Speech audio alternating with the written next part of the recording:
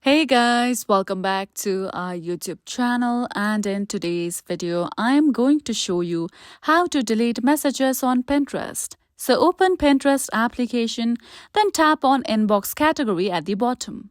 Now from here you'll see various messages on your Pinterest account. Now tap on one of the messages. And if you long tap on one of the messages, you'll only see the option of copy. There's no option of delete over here. So if you tap on the three dots at the top right, you'll come across this page. You'll only see the option to block this person, report thread, or hide thread. However, there's no such option to delete the chats or conversation or even messages. So all you can do is simply tap on the option of block beside the person's name.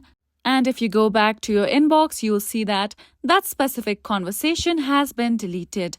However, that person will still be able to get your message, but they won't be able to reply back to you as you will be blocking them.